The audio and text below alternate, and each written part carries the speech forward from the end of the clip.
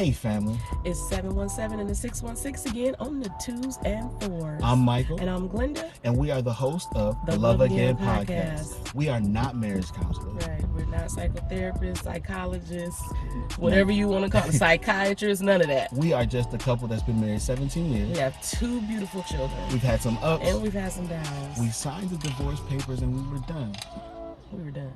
We were done. But now we're on a journey to love again. We want you to come with us. So ride along with us. Hey, so we are glad that you chose to tune in today. So listen here. So we are glad that you chose to tune back in with us today. And so second episode. We are excited. Thank you for rocking with us. Thank you so much. So we got something to talk about, but before we get there, I just want to do something that we kind of do at home to ourselves. I just want to check in, right? Just see how you're doing. How are you feeling? Like you, the person, not, wife, mother, all of that, but you, how are you doing? You know what, I'm doing good.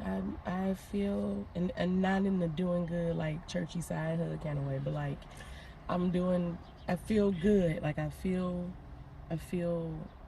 in my body I'm feeling much better. Nice. We'll tell that story, I guess, throughout this, and then maybe specifically one night we'll talk about it more in depth about it. But feeling much better physically, and just, I just keep saying, like, I feel this sense and this level of calm that I've never felt. So it's really foreign to me, and it's something that it's like I just feel myself holding on to it. Like I don't want it to leave. And almost in the morning when I wake up, I'm like, hoping that still there feeling is not gone. And not just the feeling, but really like what I believe to be a new state of being. Just feeling calm and at peace. And I also feel excited and expectant about just us and some things that are going on with our family. And just this podcast is like foremost on our minds. So I'm excited about that and the things we get to talk about. And these are like real topics that we talk. This is not like we made up stuff. We have to like put in our mind, okay, what we want to talk about. You know what I mean? Right. But these are real this is how we talk. Yeah. So I'm excited about that. I'm excited about what God is doing. I'm super proud of you. Like that's part of how I feel. Super proud of you. Excited about what God is doing with you. And so yeah, I feel really stable and good. So that's a cool question, and I think we've always kind of checked in with each other, but I think now we're doing it more intentionally and consistent. So if you're listening or watching, like definitely think about that for yourself. Absolutely. How are you? Let us ask you. How you doing? How are you doing? Like, and be honest with yourself. Don't just be like, I'm good, I'm straight. Because when you say it like that, that really means you're not good either or straight. So like check in with yourself, and then if you have a significant other, partner, spouse, then check in with them and see how they're doing and listen until they're done. And it's not a rating of how you are fulfilling your roles. Right. Like it's just a real, how are you feeling? So yeah. So how are you? You gonna tell us how you feel? Yeah, absolutely. So I'm good. I'm good. Like I haven't had another word to describe it. Okay. Like, in conversations with family and friends, it's just like, how you doing? I'm good. Like, and it's a beautiful thing. You know what I mean? Feeling like I feel growth, I guess, is the thing. So that's cool. And it's been fun. And it's been a fun journey. And so yeah, it's been I'm good. I don't have a better word than good. Like I'm grateful for good. I think that's dope. Yeah. It's good to be in that space, because it's a lot of days and months and years we could say that we were not good. We're not. So. Yeah. No, so I'm grateful for that. But for sure. Yeah. So tonight, let's get into today, this evening, this afternoon, whenever you're listening to this by podcast, or whenever you're watching this here on YouTube, like, subscribe, comment, share. Holla at us. Like, subscribe, comment, share, and hit that notification bell up at the top. Because we are going to come to you at 717. Yep. 717. We'll explain that another time too. Right. We'll get it to you. But, all right, so let's get into it. So yes, so today, this happening topic is redo, right? Or I like you said something in a conversation. before you do again. Before again. Before again. Thank you. Thank you. So before again, like, what do you have to arrive at? You actually said that. I got that for you. Well, look at that. So, like, but how do you arrive at again, right? What is it that you have to think through, deal with, understand before you even arrive at deciding to do again? I mean, we were just talking about it, like, as we were talking through it, we were just like, you know, like, what did you before have to we do? got What you had to do? Before we got there, like, something had to, you know, kind of shake. So one of my things that I wrote down is take personal inventory. And I know that we hear that and we just do a quick swipe, you know what I'm saying? But, like, really do a full MRI, CT scan on yourself. A PET scan, if you know what that is. Like, do a full, like, go in, through, up, down. Yeah, this ain't ultrasound. This is like this ain't get in EKG. There, root around this is, in there. Yeah, get in there and look. Like, stick the camera down in there and look. Like, get invasive. How are you really doing? Really, where are you? And then, so under that, here's what I mean. Here's some of the things that I mean, and these are things that you can. It's not everybody. You know what I'm saying? We always want to be fair. We don't want nobody to be offended, but sometimes you're just gonna be offended, and you're just gonna have to. Put your grown up underwear on. Let the swelling go down. Ooh. And so, so ask yourself some of these kinds of questions. What's your usual disposition?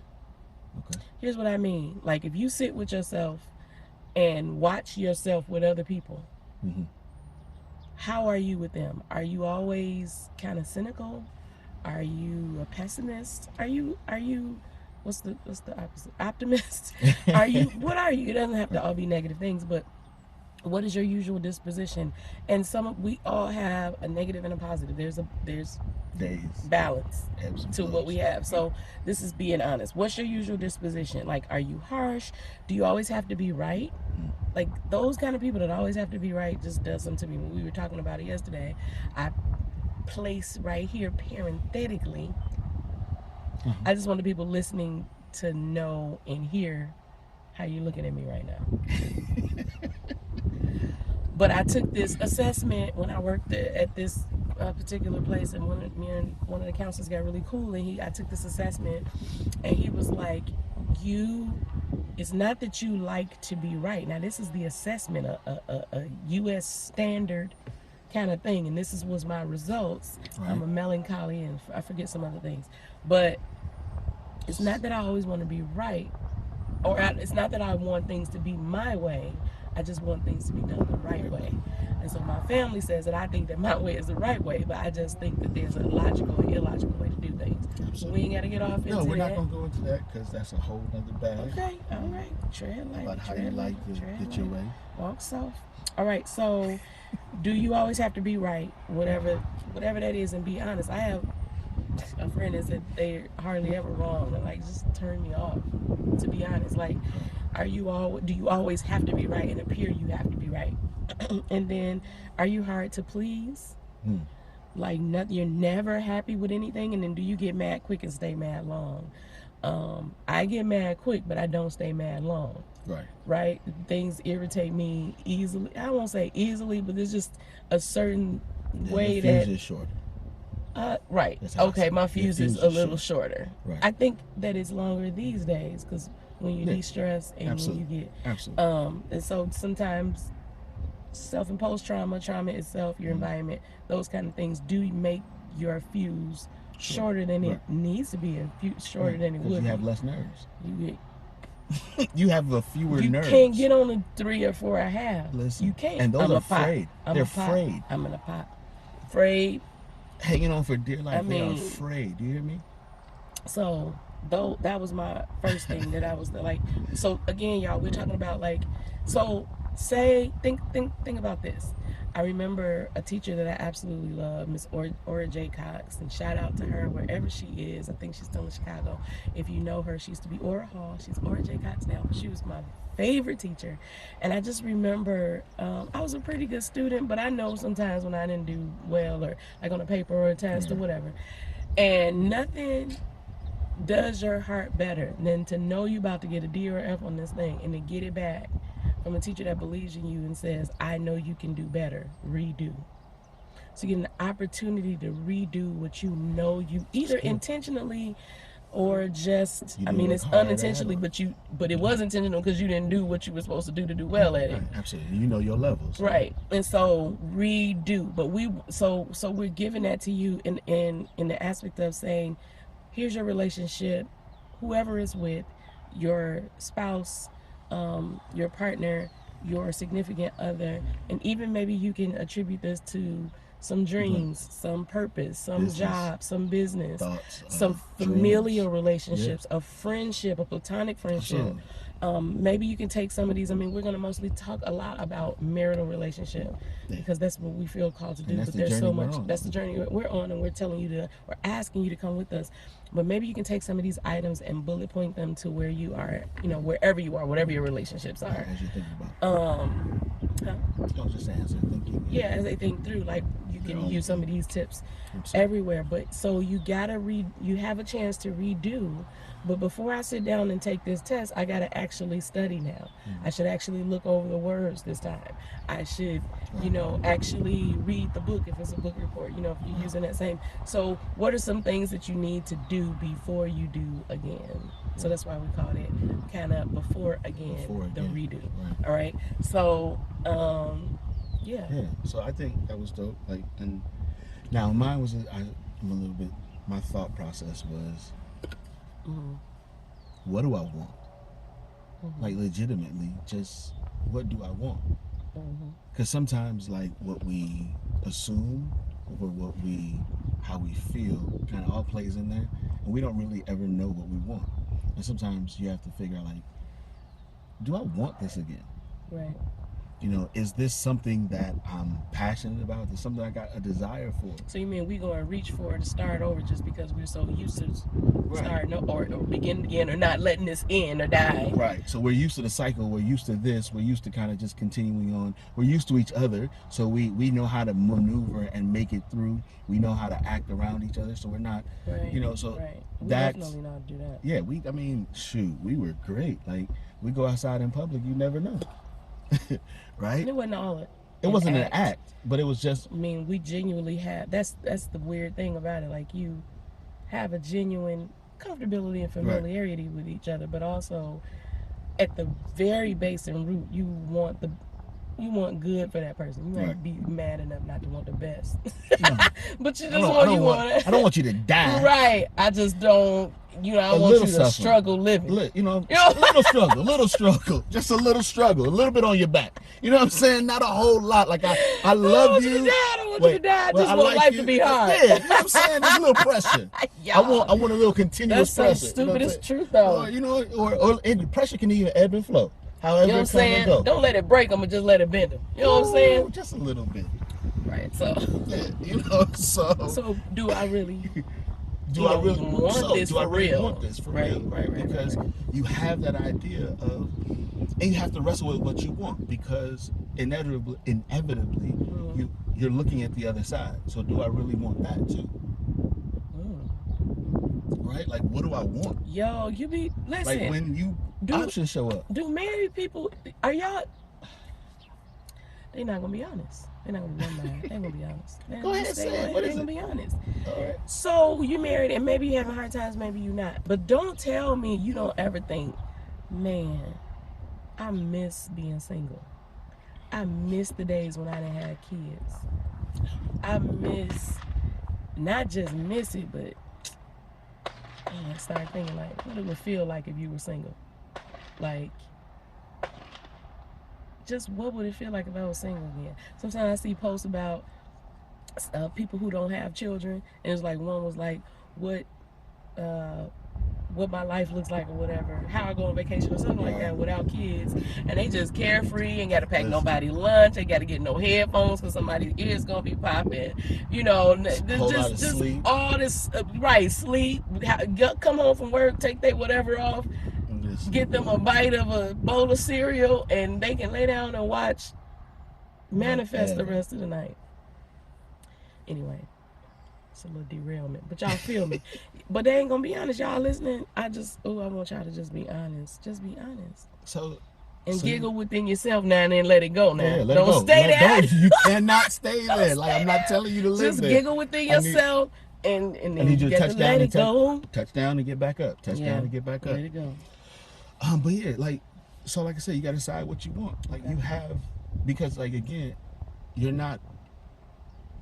We have these ups and downs. We have there's a multiplicity of things going on inside of us. Yeah. You know, there are a lot of things that we're thinking about and trying to navigate through. Roller coaster. You know, so you're on this roller coaster of emotion, logic, you know, facts, data, like foolishness, anger, you know, like all of it. Then you have the called Tyrone syndrome, which is I don't give a damn if I'm right or wrong. Let's just blow it up. Who cares? I just feel like the spirit just gave me that right now. Yeah, they call it Tyrone syndrome. Like, I don't even care if I'm right or wrong. Or if I'm right or wrong. Wow. See, and that's what I mean. So like, so that decision of the Saints get tight real quick. But the decision of what do I want, and then after what do I want?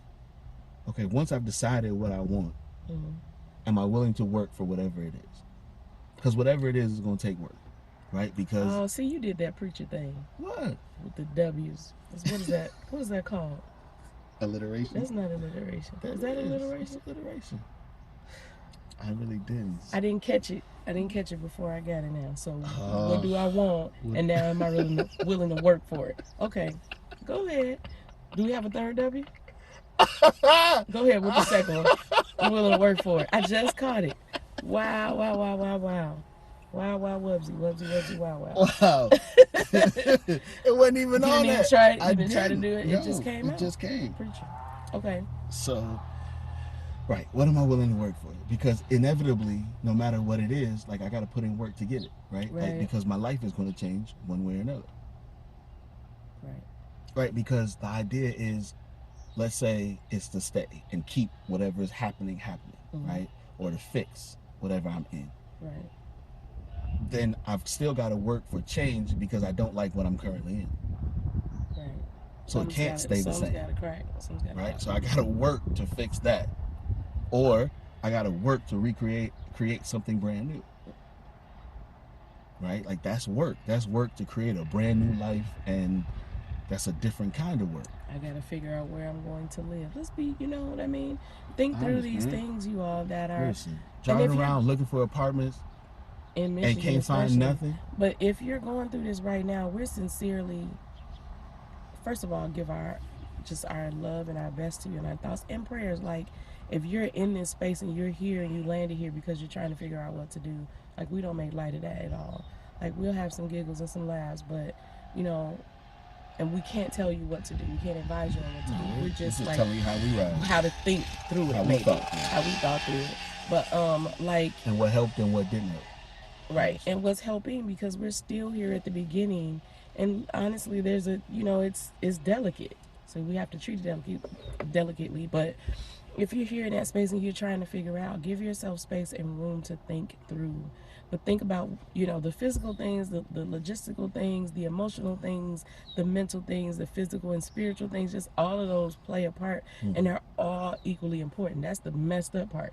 Your kids are just as important as if you have enough deposit to come up with to move, and the move is just as important as, do I want to sit here with this person that I'm saying I'm divorcing while I find a place? And then if I said I was going to be out by this date, but I need another 2 weeks, I almost got to ask them, can I stay here another 2 weeks, because the space between us is chaotic and toxic. You know what I'm saying? So all of those things are just, we went through it, but to talk it out and say it out, like I said, like, no wonder my blood pressure was up. And you don't necessarily recognize all of what's swirling around you as you're in it. Right. Like you feel the chaos of it, but you can't pinpoint and pull out what's swirling around you. Right. Like if you think like Wizard of Oz, right? Right. Going around, like I saw the house. Right. Yeah, I saw the witch. But while you're in it, I can't even pick out what's swirling around me to figure out what to do. The house and the witch might not kill you. It might be a little bitty... The broom. how the broom end up knocking slapping you upside your head, what and now I'm you saying? out of here. You know, you didn't see that Two coming, but straws it's went straight up here, got you. or You know what I'm something, saying? and now you Nothing gone. serious. Like I was about what? to say something else, but no, but for real. So like, okay, so So it's what do you want? Are you what willing do you to want? And work then for it? and then are you willing to work for it? Whatever it is, are you willing to actually put in the work? Because like nobody wants. The worst thing to do would be like, all right, let's do whatever it is, and 2 weeks in to whatever your decision is, decide, hey, this is the wrong one. Right. Get into your new house, new place, and you're like, I made the worst mistake. Or to stay and And be say, I like, made the worst mistake. This is miserable. You know, and then I come back and be like, so you know what? I'm gonna go ahead and check out anyway. I know. I after said you two done weeks told ago. your kids, maybe, you know, Yeah, just it's all good. yeah. So, you know, you gotta figuring out what I want, what am I willing to work for, and then see, you messed me up when you said my W's because I think it might have been.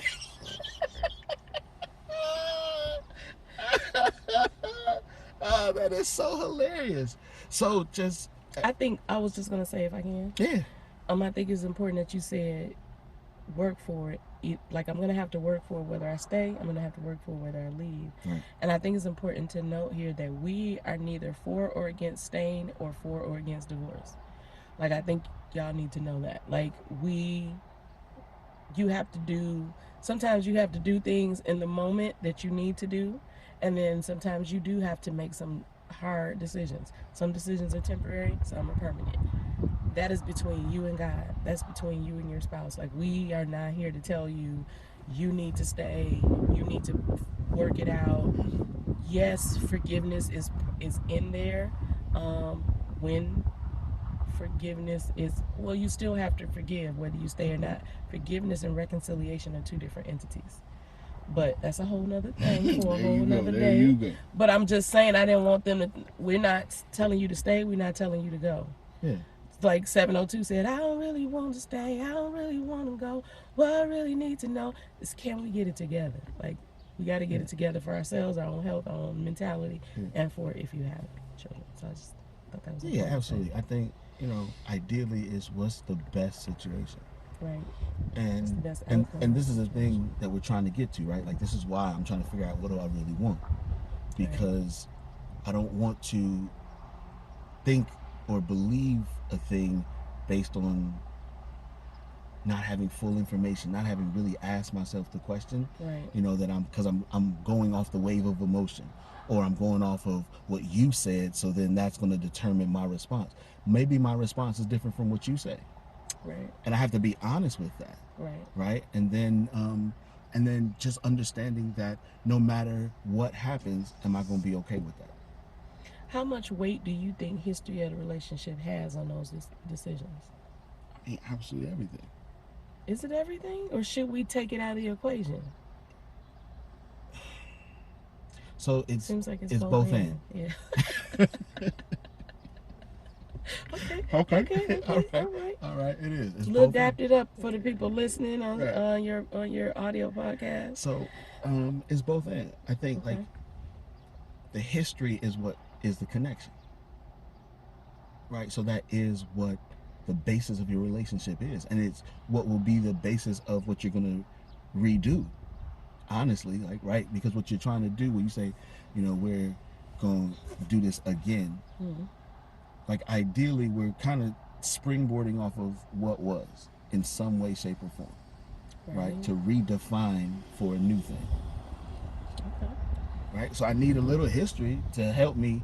Like, what's that's the why we here. Otherwise, right? Like, what's the reason I'm still connected to you? What's the reason I still want to holler at you and I like you? You know, where is there? So it plays a role in that, but then to me, where it disappears or it has to, you gotta let it go is if for the things we're changing, right? Yes. You have to let it go to give room for the opportunity for change to occur and be demonstrated to be able and to be see practiced. That person in a new light, see yourself in a new light. Absolutely. But it just, you know, it's funny because this is another delicate thing that you have to really weigh and spend time weighing. Sometimes we make decisions too quickly. Right. Anger gives you the luxury of leaving now. All right. But if you remove anger from it, We talked about this. You don't have the luxury of anger to help you slam the door and grab a bag and leave. Right. If you're not angry or mad anymore, Right. you have time to think. So get to a space where you're not making decisions. Without that swell of emotion, what would your decision be? Yeah, like, right. What would it be? But it just sounds like history then is like a curse and a blessing, a cause and a cure. And that's really maddening. Like, it's the cause and the cure. The reason why we're here is because we got history. And the reason why, the only reason we have a chance is because we got history. Come on. I could choke the booger out your nose. Hey! You know what I mean? Hey. Like, just because. Hey. So, that's crazy. I think that little piece right there is like worth a discussion for you listening, you watching. But it's worth you thinking about. But that's the balance, right? So that's the question. Like, before I get to, again, this is what I'm examining. Yeah, that's where we are. Right? That's what I'm examining. I'm examining history, right? And then I'm trying to project for the future. But, and this is, I guess, where I'm saying, while at the same time putting myself in a silo now, don't forget. And I'm examining myself. Ooh. I have to examine myself outside of these events. Outside of this entity and outside of this, who am I? What do I want now? What has changed? What did I say then? What did I require that I didn't offer? How did I contribute to the demise of what is How did I contribute? Right? I contributed. Like, that's the reality. Like, doesn't matter what we do. We always, like you said before, right?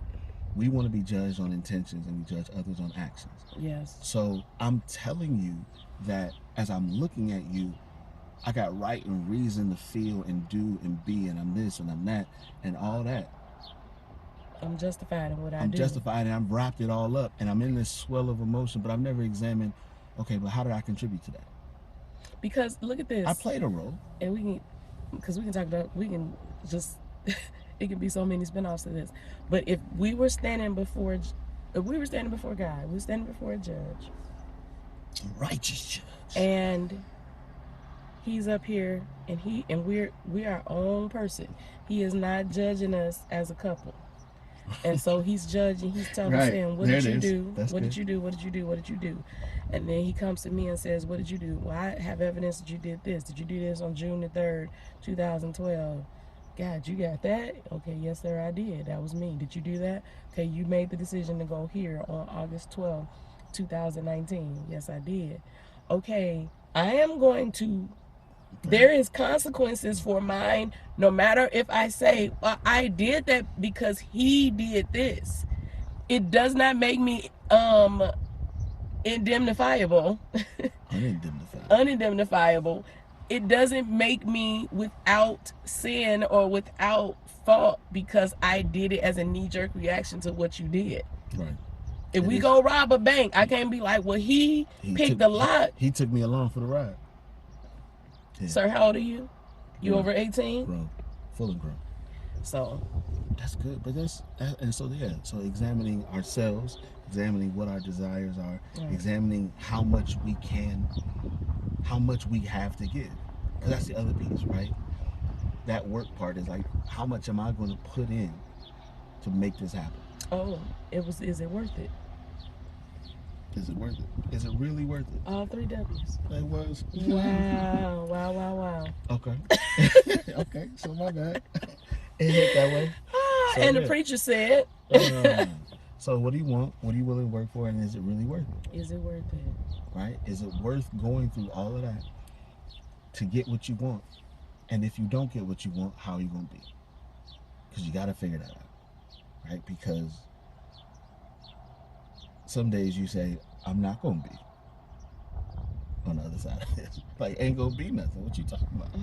I don't know how to get past this. Or you just like, oh, I can do this. I'm going to do this. I'm going to go. Right? Like, you have these super crazy days. Me, I did. Right? Like, I can be top of the mountain or below in the valley. But so just understanding, like, what do you want? Where are you at? How do you go after it? You know, is a decision you got to make before you get to it again. Did you have something? I did. Thank you. So I want y'all to ask yourselves this question, and I want you to be honest. again, this is all honesty with yourself. Absolutely. Take a ride, take a walk, while you're on the treadmill, whatever. Be honest with yourself. What ridiculous things led you here? And what I mean by ridiculous, like, what ridiculous arguments, stupid things he did, then you did, and we just ping pong dump stuff. So you started, like I said, right now the argument is the crazy cycle. Yes. What book is that? Is that in? I gotta think about it. Is it Love Languages? No. It's the white book, Red. It's Schmidt. What is his I name? thought it was Emerson Eggers.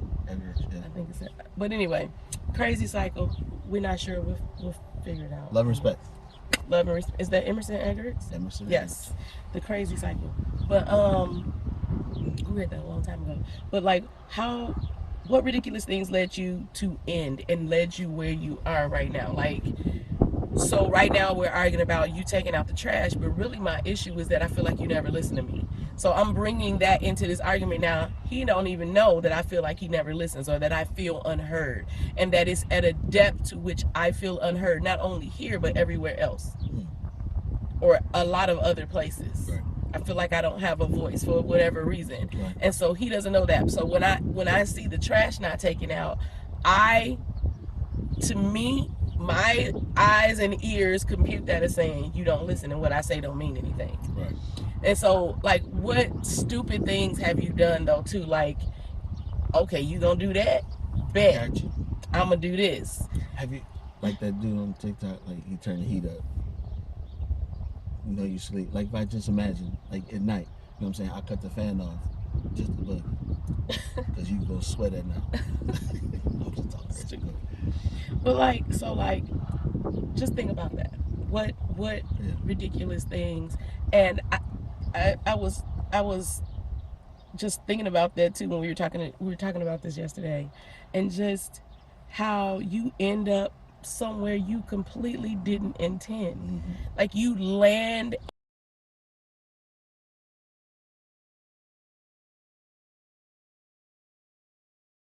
Few moments later. We were talking about when you're arguing, you end up arguing about a lot of different things, right? And not necessarily what you intend to argue about. Right. I was making a point and talking about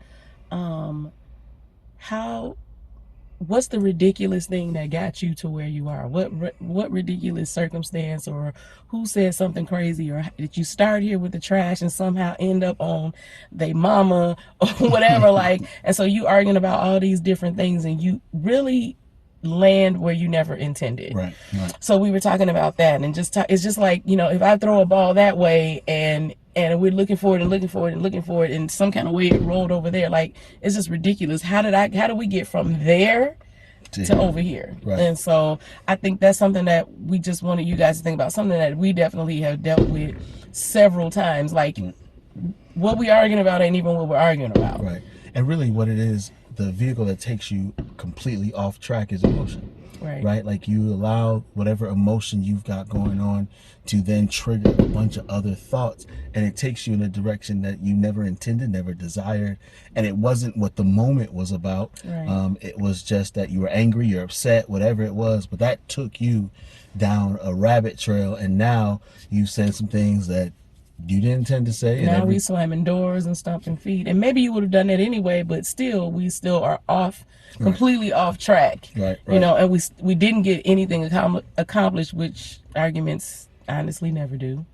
Nobody gets heard over the sound of everybody yelling. Right. So it's just purposeless in and of itself. But when you throw in the curveball of not talking about what we actually talking about, then we got a problem. Because I was saying, like, basically, I might be upset because you didn't hear me, because I asked you to take the trash out and you didn't take the trash out. And this is a lot of times conversations can be female heavy, and so that's not what we're doing here. Like, the male perspective and the woman perspective are both very important in any relationship. But like, I'm upset because you didn't take the trash out, but really my inmost thought might be you never listen to me.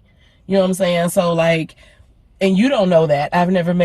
Maybe I've never voiced that to you, but I feel somewhere something happened that feels like you never listened to me. And so it's not about the trash. getting taken out that day, even though I'm gonna make it about the trash. Right. You know what I'm saying? I'm gonna make it about trash, harp on the trash, but it's really about, I feel like I'm repeating myself and you're not listening to me. So, yeah. Yeah, and I think, and I always say this, right? In those moments of arguing, and then you end up, not only are you inevitably always, and you say things that hurt, right? Like, and you swing into spaces that you don't intend to swing into. Now, we disagree on this a little bit. Like, I feel like when women swing that way, like, they mean to hurt, right? Like, they mean to hurt you. Like, it just is. And of course, like, nobody is going to hurt a man like his woman is, right?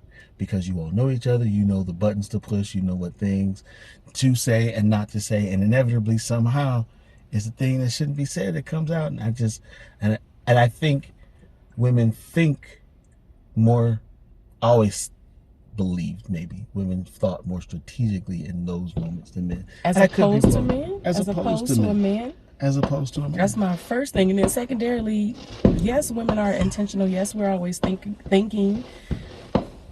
But a lot of times when I'm thinking something, it's not to your detriment or not to be malicious. It's overthinking or overanalyzing or replaying what I said, what I did, what you said, what you did, what might you have meant, what I think you meant, and so I'm responding like this. Like, I don't think anybody is actually intentional. Well, like, not anybody. I mean, I'm sure there's a sect of people that purposely do things to hurt each other's feelings, but I'm saying, like, by and large, I'm gonna say that yes, if I'm angry, I may say something angry that's going to probably evoke, unless you're not paying no attention to me or unless you care nothing about me, then it's going to evoke some kind of response from you. And if I come at you angry, then it's probably going to give you an angry response toward me. Like, I mean, I feel like, okay, yes, there are some days we wake up and choose violence. Absolutely. Okay. That's all I'm saying. That's all I'm saying. But it's for a reason. But I'm just saying. We're not, like, this is not I'm making him mad just to make him mad. So maybe this isn't a case. It's not for every case, right? Like, so let's say we escalated out of the garbage. We didn't intend to get here. You didn't choose violence going for the garbage, right? Like, you were just expressing frustration about the garbage. Right. But then there are days where you woke up and chose violence. And I feel like, so maybe it's those days that I'm speaking of more so than, I mean, a normal, ordinary moment. But the overall intent is malicious. Like, nobody wants to be in a perpetual state of arguing. Most people don't. I mean, I don't. But if you want to argue, let's argue. You know what I'm saying? Like, let's, you know, like, I don't want to argue, but I can. Like, I can argue with the best of them. Like, that's what you want to do now. So, yeah. No, I think that's good. Yeah, so now now picking up again, before again, it was kind of like I always talked about knowing what you want. But then I think what's also important is kind of knowing who you are. Right. Understanding the person you are now. Right. Because a lot has happened. Right. A lot has led you up to this very moment. And a lot of times we don't take full inventory of who that person is. We're not aware of how some of the things we've been through have changed us. Okay. Right. We don't always see the changes in us or recognize, like you talked about self-examination, like what did you do wrong in this, but also like just who I am. What do I want out of, before it was what do I want out of this decision or this relationship is what I'm looking at. But now it's like, what do I want out of life? Right. Like, who do I want to be? What do I want to become? And understanding how then I evolve into that. Right. Understanding, because remember we said that we're clear that no matter what happens, something has to change. Right. No matter what decision you make, no matter what you say that you want, something has to change. And that thing that has to change is you. Right. Because you are not a separate entity from your marriage. You are your marriage. You know what I think it is, though? It is change, because ideally you should know what you want and who you are before marriage and while in marriage. Like, you're always creating and recreating yourself. But I swear, I think some of it is getting back to who you were before you were married. The good parts, the mature parts, the ones that, you know, like, so I was talking about, you know, before I met, or before we got married, while we were dating, when I first met you, like, you were super disciplined, your eating habits were disciplined, that kind of thing. And parenthetically, sometimes the things that a person loses, we don't like to admit that it's us that helped edge that out. But really, it's a lot of it. There are some new things. We should always be like, okay, I like this, I like this, I like this, discovering these things about ourselves. But some of it is getting back to who we were, because we lose ourselves when we get into relationships. Yeah. And I think, and a good, you know, it's a delicate balance, right? Yeah. Of understanding and weaving the totality of you into totality of this relationship and this give and take. This, because reality is, like, when you get married, it's a brand new organism, right? Like, we're talking about a brand new life has been formed. So how do I take all of me and meld it with all of you for this new life form that we have, but at the same time remaining me, and still being true to, you know, we call it destiny, purpose, but not just that, but being true to how I'm wired, to what I like. Because what I like you said, it changes, it morphs, because I'm gonna like more what you like, right? To appease, and you'll like what I like on some days. But still, you know, finding what is it that I like now, and who am I today? You know, like, one of the things I realized was I didn't like being alone. Right? I always knew I didn't like being alone, but that's always been crazy to me. but I don't like being alone. So the movies by myself, you know, dinner by myself is like, no, I'm good. Do it all the time. Red Lobster was my spot. Right? I know. By myself, yeah. like, I just, it was never a comfortable thing for me. But going through, like, this idea of what do I want, like, I had to get past that, right? Because I had not only had to deal with what it was that I wanted out of the relationship and the decision, but what happens if I don't? What happens if I am? You know, all of that plays in. So then part of getting comfortable with me was being alone with me. Right. So, but it was in the space and the time where I was alone that I started to see some things I liked. Some things that I had stopped doing that I used to do, you know, to your point. Some things that, some ways of thinking, some creativity, some, like, just opportunities that were like, wait, I didn't have to back away from this or move from this. Like, or I unfairly blamed you and the kids and life, right, for not living my own life. Like, I unfairly blamed you all. That wasn't that wasn't you. Because again, like, the marriage is meant to help you fully achieve you.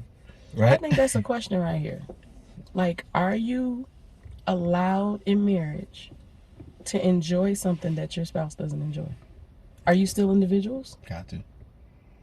Yeah. If you absolutely love baseball and I terribly hate it, is that okay for you to go to a baseball game without me and spend time with baseball and do baseball cards or whatever the case may be? Yeah, whatever it is. Like, is that cool? What if you liked vacationing and I didn't? Are you supposed to squelch your love of vacationing? No, that's hard. Supposed to go somewhere without you for weeks? Oh, Lord. But I mean, but I understand. Like, no, completely understand. Like, I don't know the answer to that. But no, but I think, like, we've, even for our own selves, right? Like, it was weird. I thought it was important for you to do things you liked, but I just found it hard to do things I liked. It's interesting.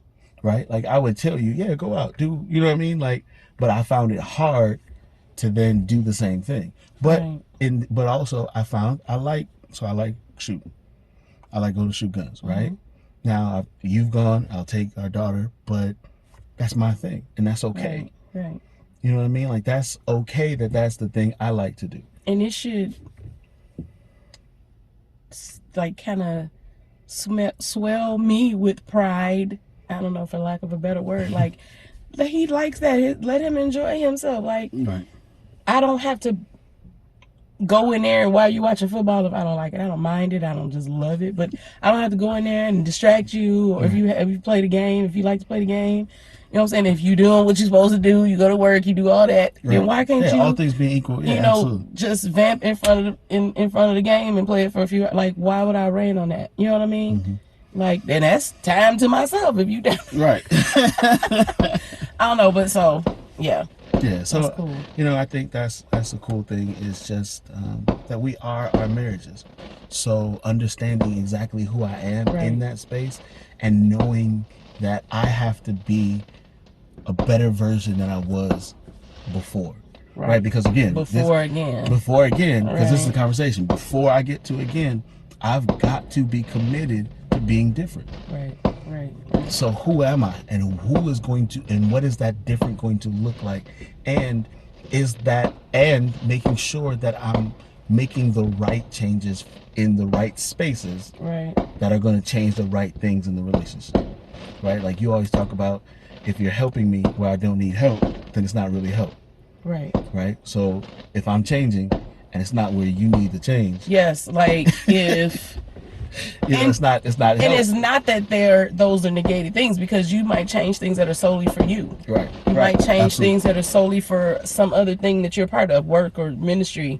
You might be updating yourself as it relates to those things. Some things will spill over into us and some things may not. But the things that are specifically for the marriage, or if, you know what I'm saying?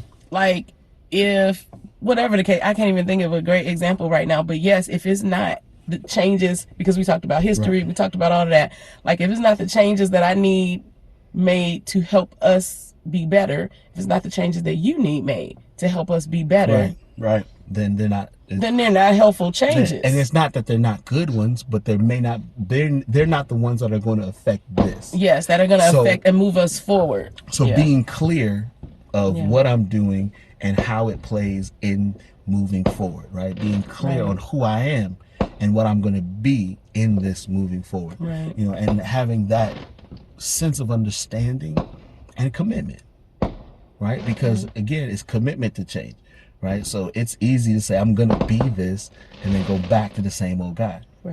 Right. So again, it goes back, commitment. What's my commitment to this being the change that we actually see?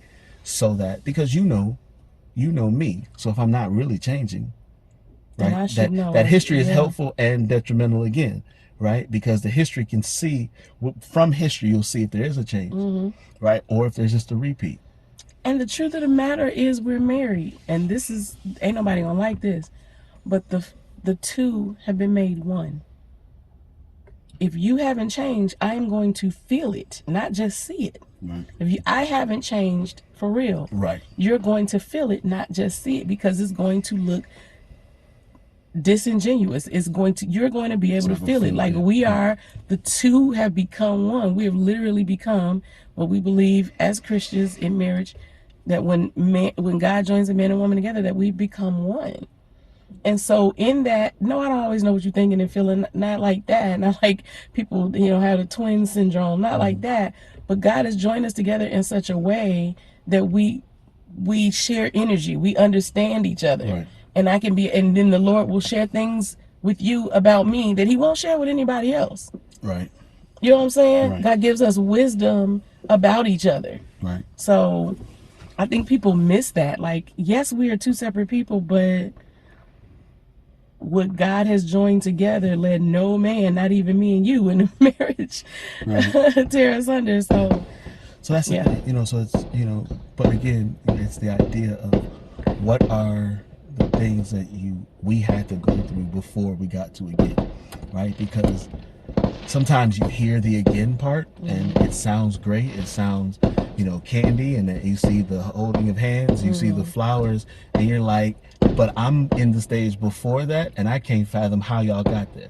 Right. And that's always a thing that used to bug us was, okay, you tell me that things can get better, I just need somebody to tell me how. Like what am I supposed to do to get better? Like that is going to get better is only going to make me more frustrated. I feel like that's everybody. That's an individual thing. Because, and it's not really always something that you can plan. To get better? Get, like, we're back together. I heard Mike and Glenda are back together. And you're saying, how did you get to that? Like, you can tell me how to be after you're back together, because Right. you can lead me through that. Like, what do you do when we're back together? Now we got to be nice, we got to be sweet, but how did you get there? And really, it's an individual journey, because honestly, you and I wouldn't have chosen this route. You know what I'm saying? And so I think that's an individual journey, but I think we can say some of it is intention, some of it is, where is your heart? Is your heart able to accept the possibility of being wrong? Or, like I said before, do I have the called Tyrone syndrome, where I don't care if I'm right or wrong? Be up, be out. I'm up, I'm out. Yeah. You know, so like, do we have the wherewithal, even while we're arguing and upset? And I feel like we both carried this. Even while we're arguing, upset, away from each other, bickering, not talking at all, papers are signed, and 30 papers.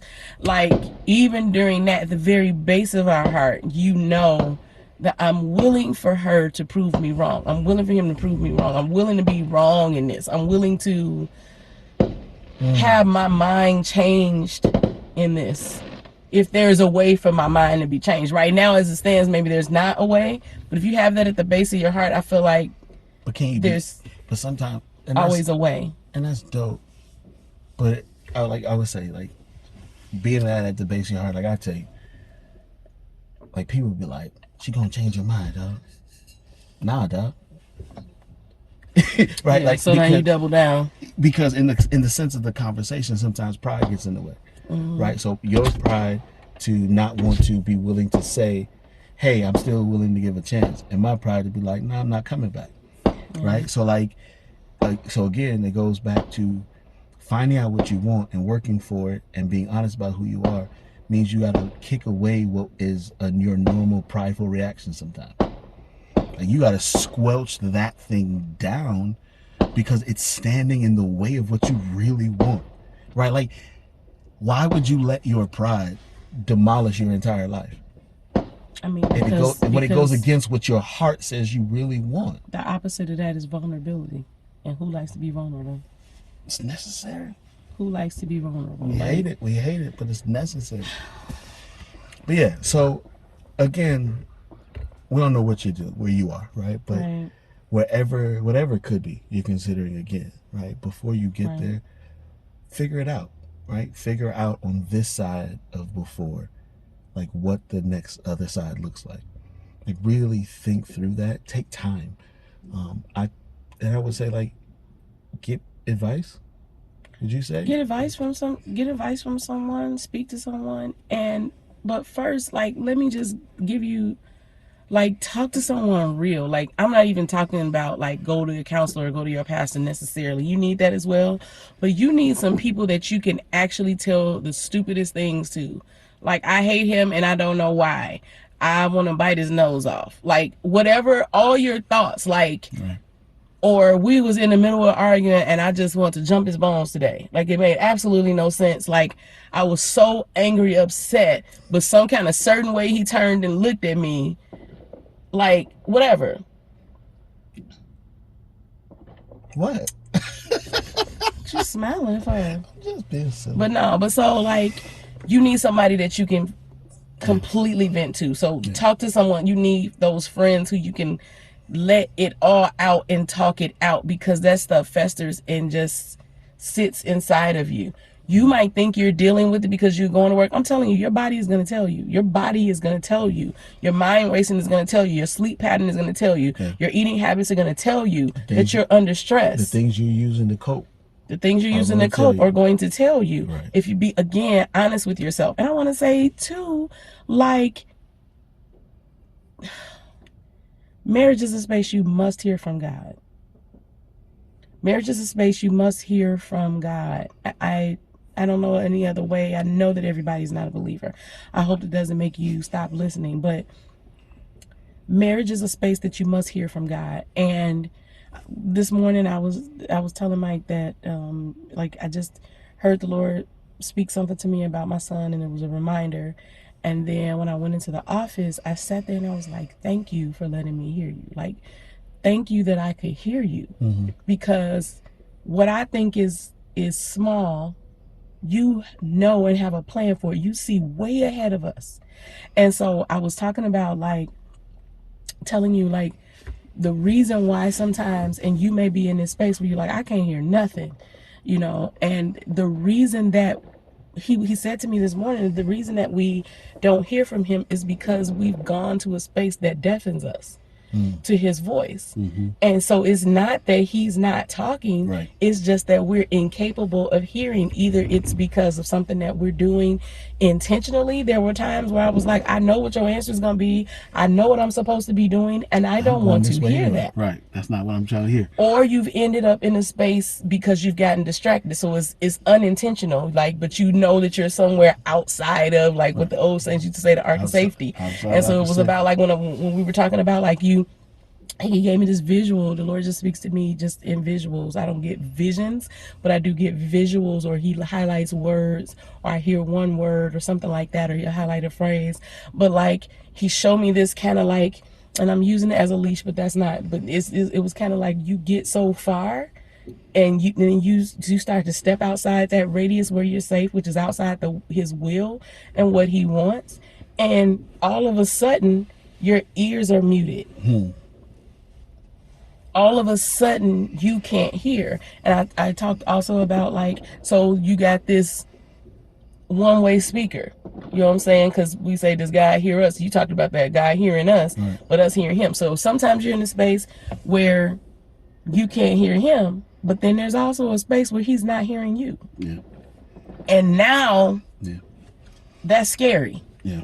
And to your point, scripture says, you know, husbands, treat your wives a certain way, so your prayers aren't hindered. So your prayers are not hindered. When you're at odds with your spouse, you're putting yourself in detriment of not being heard, and you already struggling to hear.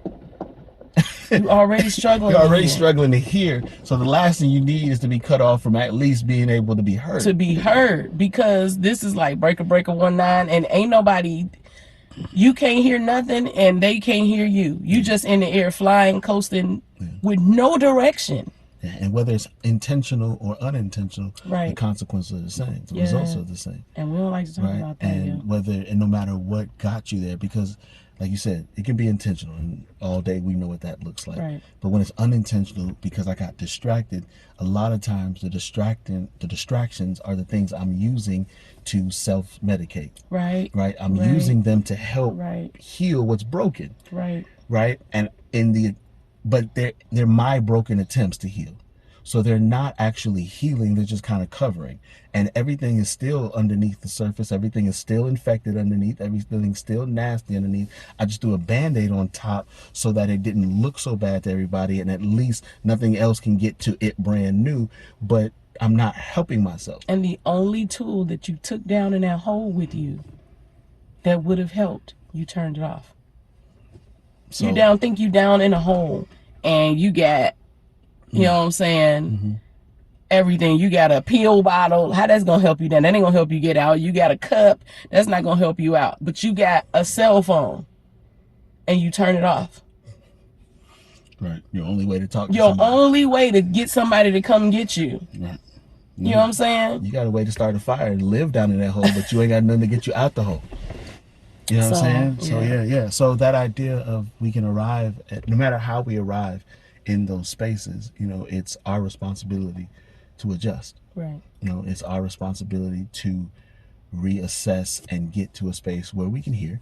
Right. And be living in a way where we can be heard. Yes. Man, living in a way where you can be heard. Be living in a way where we can be heard. Because that's what's going to tell us what to do with again. Right? Like, God speaks about what to do. Like, and I know it can sound like, it can feel like he hasn't said a single thing in forever. I know. But he does. I promise he wants to talk to you. Promise. He'll give you so much direction and so much peace with it. How'd you land us in church? I mean, I didn't mean to. I really didn't mean to. But no, but I always say, like, I mean, we have friends who are believers, not believers, doesn't matter, married, unmarried. But I always say that I don't understand how you navigate a marriage without them, just because I need them like that. you know. So God bless you, Man, but I need them. absolutely. You know, need 'em. absolutely need them to navigate this space. So We talked about too, like, you know, we whatever space we end up being in, and we can blame the other person all we want. Well, he did this, so I did this. She did this, so I did that. But really, when you stand before a judge, like just an actual court of law, they're not going to, you know, we rob a bank together and I say, well, I broke I broke in I held the people at gunpoint because Mike busted in the door. I'm going to be charged for what I did in no conjunctions whatsoever for what you did. You will be held I'm going to be held for your accountable own actions. for my own actions. Like, I can't just be like, I did this because he did this and I said this because he said that. You know what I'm saying? Like, that doesn't, nothing justifies nothing. None of the things that you do in the middle is going to justify the end. It just doesn't. Right. So somebody's got to break the cycle. Right. Somebody's got to break the rotation you're on. The crazy cycle. The crazy cycle. Yeah. And the truth is, each of us have to break it in our own way, but everybody has to step outside of that. It's got to get broken. Either we're going to live in this and we're going to fix it, or we're going to walk away. Either way, it gets broken. Right. We got to be up. So that's it, y'all. That's it for tonight. That's it. That's it for this episode. That's good. Definitely check us out next time. As always, I want you to remember, first of all, we're not therapists, we're not psychologists, we're not psychiatrists, we're none of that. We're just a married couple trying to navigate life and trying to figure out how to love it. So listen, remember to like, share, comment, subscribe, and click the notifications. Yes. So you can be aware of when we're next time. We are out. Follow us on all our pages as well. So we love you. We appreciate you tuning in with us. We will see you next time. Thanks for taking the journey.